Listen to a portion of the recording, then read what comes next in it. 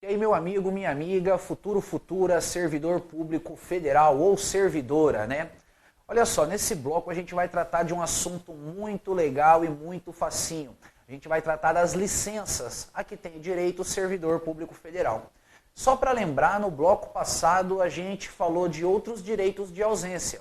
A gente falou do direito de férias, dos afastamentos e também das concessões. Nesse bloco aqui, o nosso único objetivo é estudar as licenças. No primeiro momento, o que a gente tem que fazer é conhecer as licenças que a Lei 8.112 diz que o servidor público federal tem direito.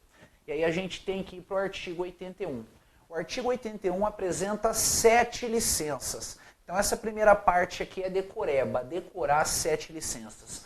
A gente tem aqui licença por motivo de doença em pessoa da família, licença por motivo de afastamento do cônjuge ou companheiro, licença para o serviço militar, licença para atividade política, licença capacitação, licença para tratar de interesses particulares e licença para o desempenho de um mandato classista.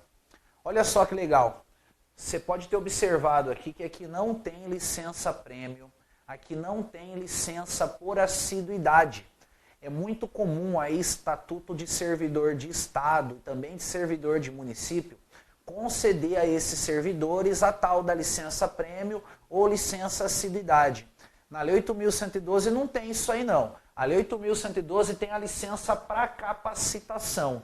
Então lembre-se, caiu em prova que a Lei 8.112 concede licença prêmio, está errado. Outra coisa, você deve ter notado que aqui nesse rol de licenças não tem licença maternidade, licença paternidade, licença adoção, licença por motivo de saúde do próprio servidor. Realmente, o servidor público federal tem direito a essas licenças que eu acabei de falar. Só que essas licenças não são tratadas na Lei 8.112 no capítulo das licenças. A Lei 8.112 trata dessas licenças quando ela fala do direito de previdência do servidor. Então, quando a gente estiver estudando o direito de previdência, aí eu vou falar de licença maternidade, licença paternidade, licença adoção. Nesse momento, o assunto não é previdência, então a gente vai tratar só das licenças que estão previstas no capítulo das licenças. Outra dica aí, em relação ao direito de previdência do servidor. A maioria dos concursos públicos não cobram as regras relativas à previdência do servidor público federal. Então, se você chegar a ter que estudar esse assunto, isso aí já é uma raridade já, porque são raros os editais que cobram esse assunto.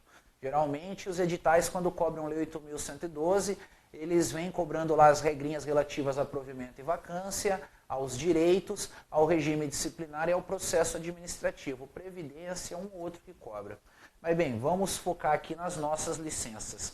A gente já conhece as licenças, agora uma observação importante. As licenças do inciso 1 até o inciso 4 podem ser gozadas pelo servidor, mesmo que o servidor esteja em estágio probatório. Então essas 4 aqui o servidor pode gozar durante o probatório.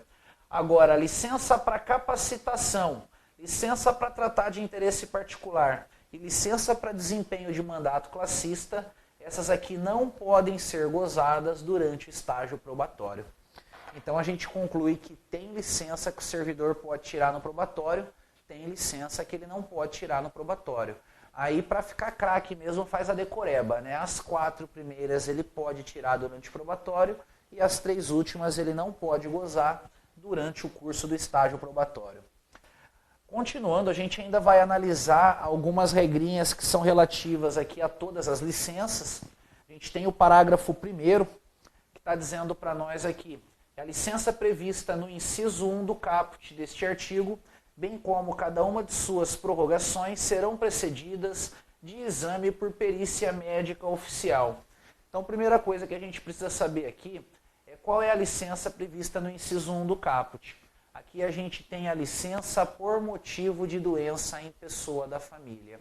Então a gente vai ter a seguinte regra: a licença por motivo de doença em pessoa da família, assim como as suas prorrogações, serão precedidas de exame por perícia médica oficial. Tem que ter uma perícia médica oficial que confirma que o servidor está no direito daquela licença, porque ele tem algum familiar dele que depende dele e está incapacitado ali, está precisando demais da ajuda desse servidor. Aí o parágrafo 3º do artigo 81 diz que durante essa licença, por motivo de doença em pessoa da família, é vedado o exercício de atividade remunerada. Regrinha lógica, né? Se o servidor já está pedindo licença do trabalho para poder dar uma assistência a um familiar que está com problema de saúde, não seria justo o servidor nesse momento aí estar desempenhando algum outro trabalho. Ele precisa estar com tempo livre para ele poder dar o auxílio necessário ao seu familiar. Então a regrinha do parágrafo 3º, bem lógica aí, vedando atividade remunerada durante o gozo de licença por motivo de doença em pessoa da família. E o artigo 82 já traz uma regrinha que serve para todas as licenças, todas as 7. A licença concedida dentro de 60 dias do término de outra da mesma espécie será considerada como prorrogação. Então, por exemplo, o servidor tira uma licença por motivo de doença em pessoa da família durante um determinado período. E aí, com menos de 60 dias de ter terminado essa licença, ele tira outra licença com o mesmo fundamento, essa segunda licença vai ser considerada uma prorrogação da primeira. Sempre que o servidor tirar uma segunda licença dentro de 60 dias com o mesmo fundamento da primeira, a segunda é considerada a prorrogação da primeira. Beleza. Visto essas regras aqui, que são relativas às espécies gerais de licença, agora a gente vai começar a estudar as licenças em particular, ou seja, a gente vai ver o desdobramento de cada uma das licenças. E eu vou te dar uma dica muito importante. Quando o assunto é licença, você tem que saber qual é o motivo que justifica o cabimento daquela licença, tem que saber qual é o prazo de duração da licença e tem que saber se o servidor tem ou não direito à remuneração. Então foca nessas 3 informações: hipótese de cabimento da licença, prazo de duração da licença e se existe ou não direito de remuneração. Vamos ver como que funciona na prática. Primeiro a gente vai analisar aqui a licença por motivo de doença em pessoa da família. O artigo 83 diz que pode ser concedida licença ao servidor por motivo de doença do cônjuge ou companheiro, dos pais, dos filhos, do padrasto ou madrasta e enteado ou dependente que viva às suas expensas e conste de seu assentamento funcional, mediante comprovação por perícia médica oficial. Desse artigo 83, o mais importante aqui é você memorizar quem são os familiares do servidor, que se tiver algum problema de saúde, o servidor vai poder gozar dessa licença. Memoriza essa lista aqui. O resto não tem segredo, né? Algum familiar com problema de saúde, o servidor está apto aí ao gozo da licença, desde que uma perícia médica oficial assim confirme. Aí o parágrafo 1º diz que a licença médica será deferida se a assistência direta do servidor for indispensável e não puder ser prestada simultaneamente com o exercício do cargo ou mediante compensação de horário. Então a gente observa que a administração, a princípio, ela não visa conceder esse tipo de licença. A concessão dessa licença é a última opção. Só depende do servidor esse familiar, não tem outra pessoa para dar a assistência necessária. Ou seja, a assistência do servidor é indispensável. Não dá para o servidor dar assistência para o familiar e ao mesmo tempo trabalhar ou então compensar o horário. Aí é que a licença vai ser concedida. Caso contrário, a licença não será concedida ao servidor público federal. Continuando aí, uma regrinha muito importante relativa a esse assunto é o período de duração dessa licença. Olha só como que funciona. Essa licença pode ser dividida em 2 períodos. O primeiro período vai durar até 60 dias consecutivos ou não, e nesse caso vai ser mantida a remuneração do servidor. Então olha só, familiar do servidor teve um problema de saúde grave e o servidor teve que tirar a licença. Durante os primeiros 60 dias de licença, o servidor tem direito a receber sua remuneração. Se o servidor tiver que continuar de licença além desses 60 dias, ele ainda vai poder ficar de licença por mais 90 dias. Então ele ficou 60, ele pode ficar por mais 90. Só que esses 90 que vem depois dos 60, não vai ver direito de remuneração aqui. O servidor não vai ter remuneração. Então olha o que a gente conclui. Quando a gente tem a licença por motivo de doença em pessoa da família, a gente tem que fazer a divisão dos períodos. O primeiro período pode durar até 60 dias consecutivos ou não, e ele é remunerado. O segundo período vem depois do primeiro, logicamente, e ele vai durar até 90 dias consecutivos ou não, e aí o servidor não vai ter direito de remuneração. Então a gente conclui que o total aí, somando o primeiro período e o segundo período, o servidor vai ter direito a no máximo 150 dias de licença por motivo de doença em pessoa da família por ano. 150, né? A soma de 60 mais 90. É o que o servidor tem. Continuando. O início do interstício de 12 meses será contado a partir da data do deferimento da primeira licença concedida. Aqui letra da lei mesmo. E depois o parágrafo 4º está falando da soma das licenças, que eu já comentei com você, vai dar aí um máximo de 150 dias. Então a licença por motivo de doença em pessoa da família, quanto ao que interessava de verdade, a gente já matou. Lembra lá, eu falei para você, o que interessa é um motivo. O motivo é a doença em pessoa da família. O que interessa é o prazo de duração, a gente já viu aí, tem 2 prazos. E o que interessa é se o servidor tem direito ou não à remuneração. A gente viu que no primeiro período ele tem, no segundo período ele não tem. Grava bem essas informações. E continuando aí, vamos para a próxima licença, que é a licença por motivo de deslocamento do cônjuge. A gente já está vendo aí o motivo, né? Um deslocamento do cônjuge. Agora vamos ver na prática aí como que isso se dá. Poderá ser concedida licença ao servidor para acompanhar cônjuge ou companheiro que foi deslocado para outro ponto do território nacional, para o exterior ou para o exercício de mandato eletivo dos poderes executivo e legislativo. Então olha só, quando a gente tem aí um casal onde a esposa ou o marido aí está numa dessas situações de ter sido deslocada para outro ponto do território nacional do exterior, o outro cônjuge, se for servidor público federal, vai poder pedir uma licença para poder acompanhar o respectivo cônjuge aí que foi deslocado pelo interesse da administração. A mesma coisa em caso de eleição para um mandato eletivo. A pessoa ganhou a eleição ali, vai assumir um mandato eletivo, pode, nesse caso, o servidor público federal, que é cônjuge dessa pessoa que vai assumir o mandato eletivo, também pedir licença para poder acompanhar o esposo, a esposa, enquanto este está gozando do mandato eletivo, né? Gozando não, né? Vamos melhorar isso aí. Gozando parece que não tem obrigação, enquanto este está no desempenho do mandato eletivo. A regra mais importante aqui é do parágrafo 1º. O parágrafo 1º diz que essa licença vai ter um prazo indeterminado, então aqui a gente não tem um prazo específico para ela, a gente não sabe quanto tempo ela vai durar, tudo vai depender da duração do deslocamento. Imagina que for caso de eleição do cônjuge, aí o cônjuge pode ser eleito de novo, e depois reeleito de novo, e depois de novo, ainda mais se for mandato do legislativo, né? Pode ser reeleito infinitas vezes. Então, nesse caso, a licença iria se prorrogando aí. O prazo dela é indeterminado. E, durante o gozo dessa licença, o servidor não tem direito à remuneração. Licença não remunerada. E bem lógico isso, né? Não tem cabimento pagar a remuneração do cara que não está trabalhando, simplesmente porque decidiu acompanhar aí o cônjuge que foi deslocado. Então, a licença aqui, quanto ao prazo indeterminado e quanto à remuneração, o servidor não tem direito à remuneração.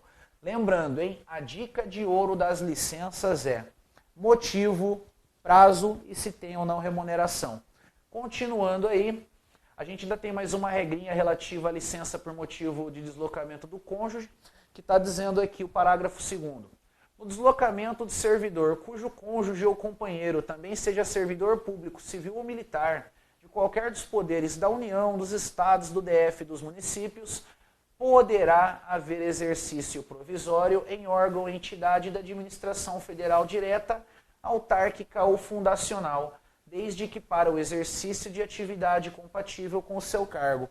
Vamos lá, essa regrinha diz o seguinte: quando o servidor pede uma licença por motivo de deslocamento do cônjuge, se tiver vaga no local em que o cônjuge desse servidor foi deslocado, em algum órgão público onde precisa de um servidor com competências compatíveis à do servidor que está pedindo a licença, ao invés de dar a licença para o servidor, a administração pode remover esse servidor para outra localidade, e aí ele estando na outra localidade dá para acompanhar o cônjuge que foi deslocado pelo interesse da administração normalmente. Então a gente vê que o servidor pode entrar com o pedido de licença e no final ele pode ganhar uma remoção aí para a localidade em que foi deslocado o seu cônjuge.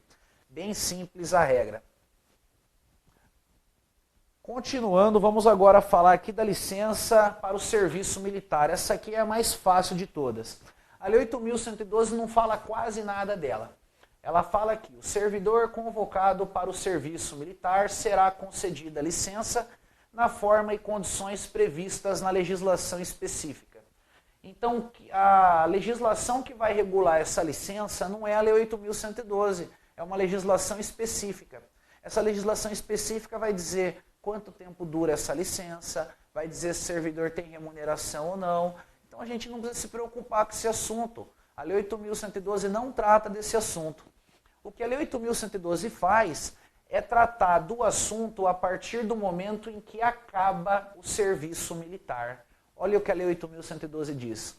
Concluído o serviço militar, o servidor terá 30 dias sem remuneração para reassumir o exercício do cargo. Então, enquanto ele está no serviço militar, o assunto é regulado pela legislação específica. Quando acaba o serviço militar, é que entra em ação a Lei 8.112. A Lei 8.112 diz que o servidor vai ter 30 dias para voltar para o exercício do seu cargo.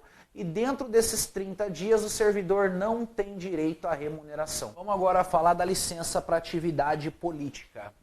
Essa licença aqui vai ser concedida ao servidor que quer concorrer a um mandato eletivo. O servidor quer ser presidente, quer ser governador ou prefeito, ou deputado federal, estadual, ou senador, ou então vereador. Quer concorrer a um mandato eletivo, o servidor entra com a licença para atividade política.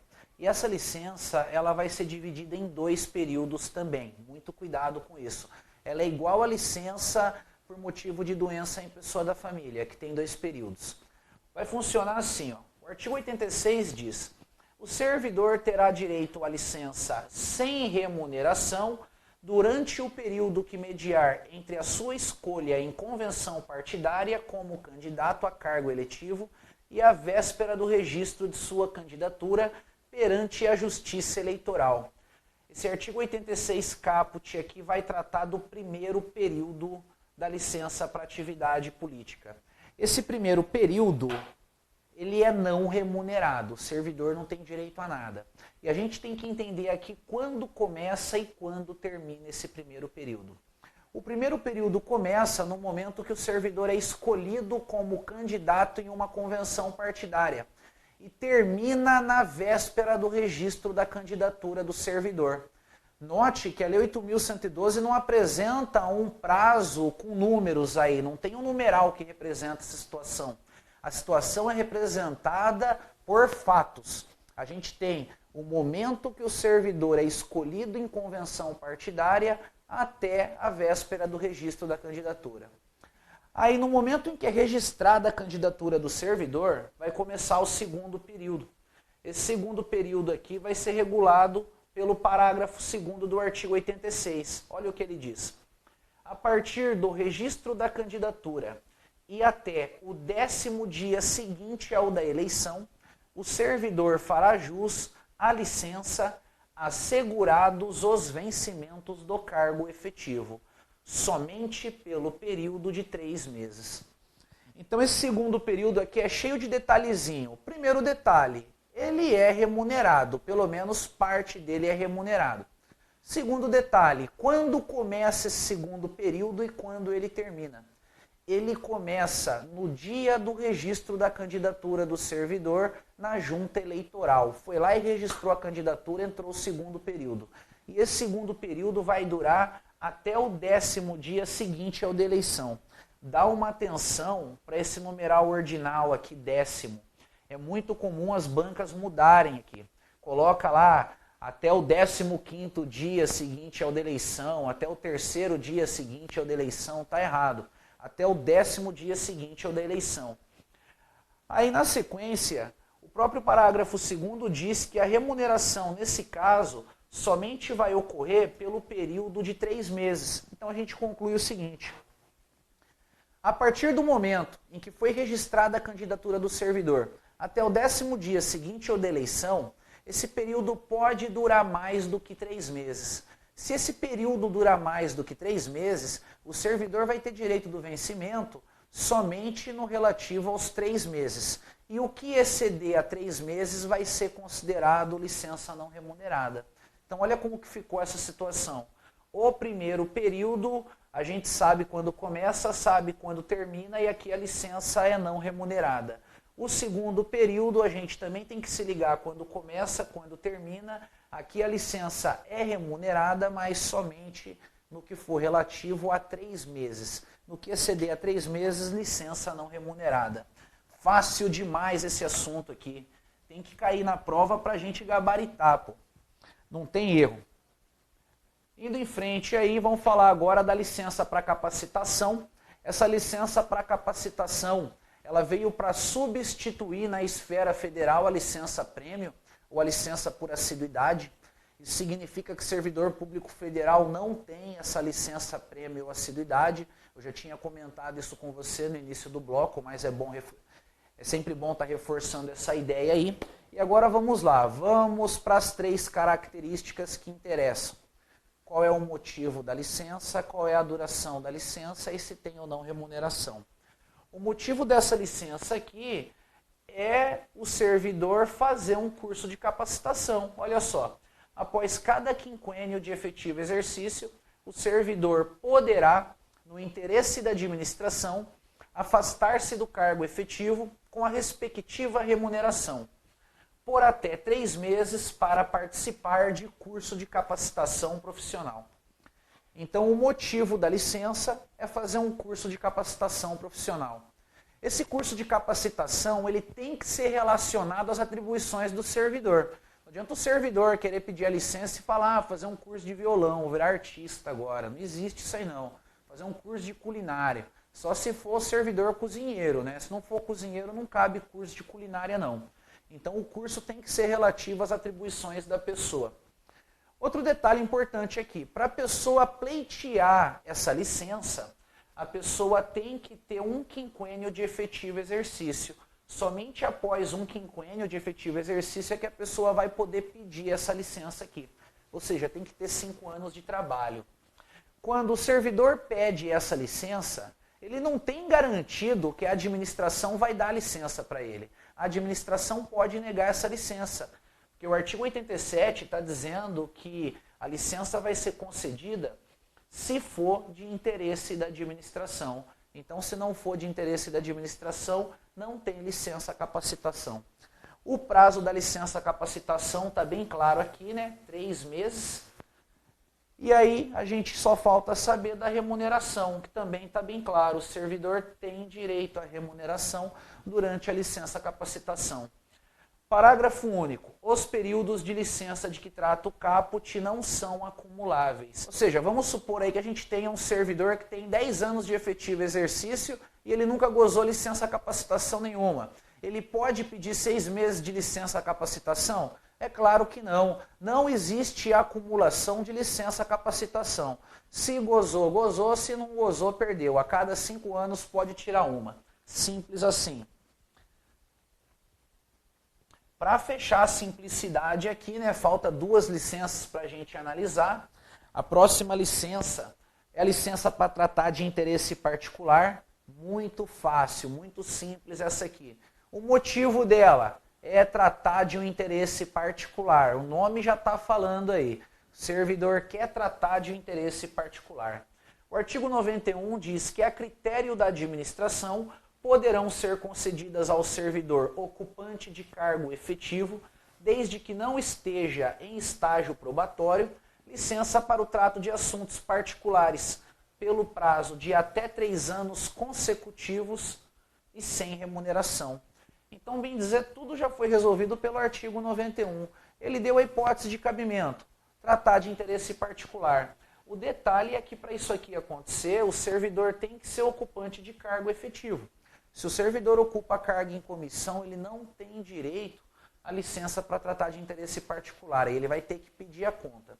Outro detalhe, quando o servidor ele já acabou o probatório, ele está em condições de pedir essa licença, quando ele pede, ele não tem garantido que ele vai gozar dela, não. A administração pode negar o pedido do servidor.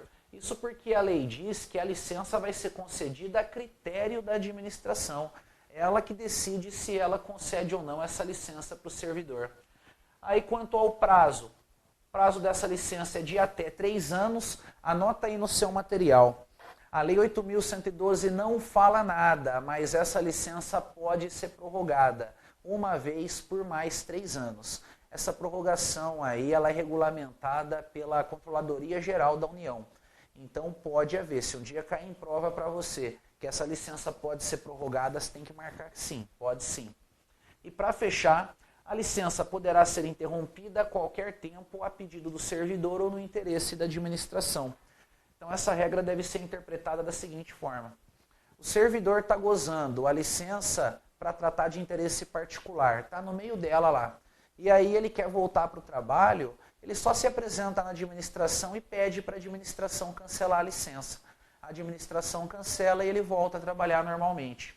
Se acontecer da administração conceder a licença, e aí com o passar do tempo, ela começa a sentir falta do servidor, porque tem muito pouco servidor no órgão, a administração pode também cancelar essa licença. Ela revoga a licença que foi concedida. E aí o servidor é obrigado a voltar para o trabalho, a não ser que ele peça conta. Se ele pedir a conta, aí ele está liberado, mas do contrário ele vai ser obrigado a voltar.